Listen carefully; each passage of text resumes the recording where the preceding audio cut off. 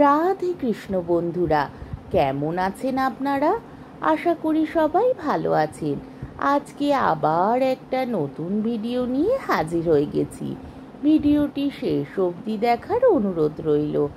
আজকের গল্প প্রভাত কুমার মুখোপাধ্যায়ের বাপ কি বেটি।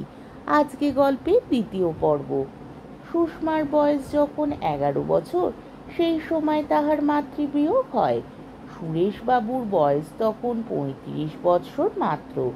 বন্ধু বান্ধব সকলেই তখন পুনরায় বিবাহ করিতে তাহাকে পরামর্শ দিয়াছিলেন। কয়েকজন ডাগর মেয়ের পিতাও তাহাকে এজন্য বিলক্ষণ পীড়াপিড়ি করিয়াছিলেন, কিন্তু সুরেশবাবু সম্মত হন নাই। ইতিপূর্বে মেয়েকে তিনি বাড়িতেই লেখাপড়া শিখাইতেন। চাকর বামুন লইয়া বাসা। তিনি আদালতে চলিয়া গেলে দীর্ঘদিন মেয়েকে দেখে কে? তাই সুষমাকে তিনি বেথুন স্কুলে ভর্তি করিয়া দিলেন। 3 বৎসর পরে গরিব গৃহস্থ ঘরের একটি শিক্ষিত সচ্চরিত্র সুদর্শন যুবককে পাইয়া তাহার হস্তে কন্যা সমর্পণ করিয়াছিলেন। মেয়েকে তখন অবশ্য স্কুল হইতে ছাড়াইয়া লইতে হইয়াছিল। 16 বৎসর বয়সে সুষমার কপাল পুড়িল। মেয়েকে সুরেশবাবু শ্বশুরালয় হইতে লইয়া আসিলেন, আবার তাহাকে স্কুলে ভর্তি করিয়া দিলেন। সুষমা এখনো সেই বিদ্যালয়েরই ছাত্রী। আগামী বৎসর তার ম্যাট্রিক পরীক্ষা দিবার কথা। বিধবা হইয়া থান কাপড় পরিয়া রিক্ত প্রকোষ্ঠেই সুষমা শ্বশুরালয় হইতে ফিরিয়াছিল। কিন্তু মেয়ের সে বেশ দেখিয়া বাপের বুক বড় বাজিল। তাই পিতাকে সান্ত্বনা দিবার জন্য সুষমা সরুপার ধুতি, গলায় একটি সরু গোড়হার এবং 2 হাতে 2 গাছি করিয়া 4 গাছি সোনার চুড়ি পরিল। হিন্দু বিধবার নিরম্ব একাদশী পিতা তাহাকে করিতে দিলেন না। বলিলেন, তুমি যদি মা নিরম্ব উপবাস করিস, তবে আমিও বা কোন লজ্জায় খাব। পিতা পুত্রী উভয়েরই একাদশীর দিন ফল ও মিষ্টান্ন মাত্র গ্রহণ করিতেন। মাছ খাওয়াইবার জন্য কন্যাকে তিনি পীড়াপিড়ি করেন নাই। বিপত্নিক হইবার পর হইতে নিজে তিনি মাছ মাংস ছাড়িয়া দিয়াছিলেন, কিন্তু ছুতমার্গের পথিক তিনি ছিলেন না। 2-3 মাস পূর্বেও তিনি লাহিড়ী গৃহিণী কর্তৃক নিমন্ত্রিত হইয়া কন্যাসহ তাহার টেবিলে বসিয়া নিরামিষ আহার করিয়া আসিয়াছিলেন। মামা মামিরা উপস্থিত থাকিয়া বউবাজারের বাসাতেই সুষমাকে দিয়া তাহার পিতৃশ্রাদ্ধ সম্পন্ন করাইলেন। সুষমা লাহিড়ী সাহেবের তত্ত্বাবধানে তাহারই পরিবারভুক্ত হইয়া অতঃপর বাস করিবে, একথা উইলে স্পষ্টাক্ষরে লিখিত ছিল। ইহা অবগত হইয়া মামারা কিন্তু বড়ই বিরক্ত হইলেন। একে তো ভাগিনীর কপাল দোষে ইহকালটি তাহার নষ্ট হইয়া গিয়াছে, তদুপরি ম্লেচ্ছাচার সম্পন্ন বিলেত ফেরত লাহিড়ী সাহেবের গৃহে অবস্থান করিয়া এবং সম্ভবত পুনরায় বিবাহ তাহারা বলিয়াছিলেন নিকা করিয়া পরকালটিও নষ্ট হইয়া যায়। ইহা তাহাদের অসহ্য বোধ হইল। কিন্তু তাহাদের গৃহিণীরা এক বাক্যে বলিলেন, সেই ভালো সেই ভালো। নিকুড়ে পড়ুনে গাইয়ে বাজিয়ে ওই আগুনের খাপড়া করে রাড়িকে আগলে থাকা কি সোজা কথা? ও দায় যে আমাদের ঘাট থেকে নেমেছে, সে ভাগ্যি বলতে হবে। শ্রাদ্ধ হইয়া গেলে লাহিড়ী সাহেব উদ্যোগী হইয়া মৃত বন্ধুর জিনিসপত্র বিক্রয় করিয়া দেনা পাওনা মিটাইয়া সুষমাকে নিজ গৃহে লইয়া গেলেন। মিসেস লাহিড়ী স্নেহ ও সমাদরে তাহাকে বুকের মধ্যে গ্রহণ করিলেন। 1 বৎসর কাটিয়া গিয়াছে। সুষমা বেথুন স্কুলে পড়িতেছে, স্কুলের গাড়িতে যাতায়াত করে। তবে এখন পূজার ছুটি, সারাদিন সে বাড়িতেই থাকে। তার বড় মামা অবিনাশবাবু মাঝে একদিন মাত্র আসিয়া তাহার সহিত সাক্ষাৎ করিয়া গিয়াছিলেন। লাহিড়ী সাহেব সুষমার সমস্ত টাকা ব্যাংকে জমা করিয়া তাহারই নামে হিসেব খোলাইয়া দিয়াছেন। তবে চেক বহিখানি তিনি নিজের কাছে রাখেন। তাহার খরচপত্রের হিসাবে প্রতি মাসে 1খানি করিয়া চেক তিনি তাহাকে দিয়া সই করাইয়া লন। সুষমা যে 15,000 টাকার মালিক, ইহা হাইকোর্ট, বার লাইব্রেরি এবং উকিল লাইব্রেরিতে প্রচার হইতে দেরি লাগে নাই। সুষমার পুনরায় বিবাহ দিবার জন্যই যে তাহার পিতা মৃত্যুকালে কন্যাকে লাহিড়ী সাহেবের জিম্মা করিয়া দিয়া গিয়াছেন, তাহাও অনেকে শুনিয়াছে। কিছুদিন হইতে হাইকোর্টে 2-4 জন জুনিয়র ব্যারিস্টার লাহিড়ী সাহেবের গৃহে যাতায়াত আরম্ভ করিয়াছে, কিন্তু সুষমার নিকট তাহারা কেহই এমন পায় নাই। লাহিড়ী সাহেব তাহাদের মনোগত অভিপ্রায় বিলক্ষণ বুঝিতে পারেন, কিন্তু তিনিও উহাদিগকে উৎসাহ দেন না, কারণ তিনি জানেন এই যুবকগণের অবস্থা কাহারও তেমন ভালো নয় এবং সুষমার টাকার গন্ধেই তাহাদের এই ঘন ঘন যাতায়াত। একদিন বিকালে স্বামী স্ত্রীতে কথাবার্তা হইতেছিল। সুষমা তখন তাহার সখী ললিতার গৃহে চা পানের নিমন্ত্রণ রক্ষা করিতে গিয়াছে। সুষমা ও ললিতা এক ক্লাসে পড়ে। মিসেস লাহিড়ী বলিলেন, হ্যাঁ গা, সুশীর বিয়ের কি করছো? লাহিড়ী বলিলেন, তেমন মনের মতন পাত্র কই?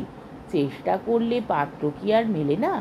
এ তো সাধারণ হিন্দু ঘরের মেয়ের বিয়ে নয় যে ঘটক লাগিয়ে পাত্র স্থির করব। লাভ ম্যারেজ, প্রেমের বিবাহ ভিন্ন আর অন্য উপায় কি আছে? কোনো ছেলের সঙ্গে যদি ওর ভালোবাসা জন্মে যায়, সে ছেলে নিজেই তখন বিয়ের প্রস্তাব করবে। তার গুণাগুণ, তার সাংসারিক অবস্থা বিবেচনা করে আমরা যদি ভালো বুঝি তখন মত করব। ওই যে কুমুদ চ্যাটুর্যে আসে, ও ছেলেটি তো মন্দ নয়। সুশীর সঙ্গে ওর একটু মেলামেশায় দিন কতক একটু উৎসাহ দিলে হয় না? ও তো এই সবে বছর 3 হলো ব্যারিস্টার হয়ে ফিরেছে, এখনো কিছুই করতে পারিনি। বাড়ির অবস্থা ভালো নয়, বিয়ে করে সংসার চালাবে কোথা থেকে? আর বিনয় সেন বাপের বিষয় সম্পত্তি কিছু পেয়েছিল বটে, কিন্তু শুনি তার বেশিরভাগই উড়িয়েছে, পার মাতাল। আর ওই যোগেশ মজুমদার, ওর মা বাপ মহা হিন্দু, বিষয় আয় বেশ আছে বটে, কিন্তু ছোড়াটা বড় অলস, কিছু করতে চায় না। বাপের কাছে মাসোহারা পায়, তাইতে সাহেবিয়ানা চলে। ওর বাপের চেষ্টা খাঁটি হিন্দু মতে ওর বিয়ে দেন, তার অমতে যদিও বিধবা বিবাহ করে বাপ হয়তো রেগে মাসোহারাটি বন্ধ করে দেবেন, তখন খাবে কি? শুনিয়া লাহিড়ী গৃহিণী নীরবে বসিয়া রহিলেন। একটু পরে লাহিড়ী জিজ্ঞাসা করিলেন, দেখো, তেমন মনের মতন পাত্র একটি পাওয়ায় যদি যায়, সুশী আবার বিয়ে করতে রাজি হবে তো? এত চেষ্টা করে ওকে মাছ মাংস খাওয়াতে পারা গেল না। তারপর তোমারই কাছে তো শুনেছি আয়াকে দিয়ে ফুল আনায়, রোজ ঘরে দৌড় বন্ধ করে ঠাকুর পুজো করে। ও কি ফের বিয়ে করতে রাজি হবে? তুমি বরঞ্চ আগে ওর সঙ্গে কথাবার্তা কয়ে ওর মনটি বুঝে দেখো। এই বিষয়ে কথাবার্তা কয়েছিলে কোনো দিন? না, তা কইনি বটে, কিন্তু মনের মতো বর পেলে বিয়ে করতে ওর আপত্তি হবে বলে তো বোধ হয় না। এত লেখাপড়া করছে, জুতো মোজা পরে বেরোচ্ছে, টেবিলে বসে বাবুর্চির রান্না খাচ্ছে, তা মাছ মাংস নাই খাক, বিলেতেও দস্যু বলে মনে করবে না? লাহিড়ী সাহেব হাসিয়া বলিলেন, ওটা ভাবা কিন্তু তোমার ভুল। জুতো মোজা পরে বেড়ায়, বাবুর্চির রান্না খায়, ওগুলো সব বাইরের জিনিস। কোনটা কর্তব্য, কোনটা ধর্ম, কোনটা অধর্ম, এসব হলো অন্তরের জিনিস। বাইরের আচারের সঙ্গে তার যে বড় বেশি যোগ আছে তা নয়। যা হোক, কথাবার্তায় তুমি ওর মনটি বুঝে দেখবার চেষ্টা করো। আচ্ছা, তা আমি করব। এই সময় সুষমা ফিরিয়া আসিল। তাহার হাতে ফিকা নীল ফিতায় বাঁধা সুন্দর একটি বাক্স। আসিয়া হাসিতে হাসিতে বলল, জ্যাঠাইমা, তোমার জন্যে আমি একটি গন্ধ এনেছি, বলিয়া বাক্সটি মিসেস লাহিড়ীর হাতে দিল। মিসেস লাহিড়ী উহা খুলিয়া বলিলেন, বাহ, শিশিটি কি সুন্দর! কোথায় কিনলি মা? আমরা যে মার্কেটে গিয়েছিলাম। তোরা কারা? কে কে গিয়েছিলি? ললিতা, আমি আর ললিতার দাদা ডক্টর ঘোষ। কত দাম নিলে? 7 টাকা। গন্ধ অবশ্য কেমন হবে জানি নে, কিন্তু শিশিটি দেখে আমার ভারী পছন্দ হলো, কিনে ফেললাম।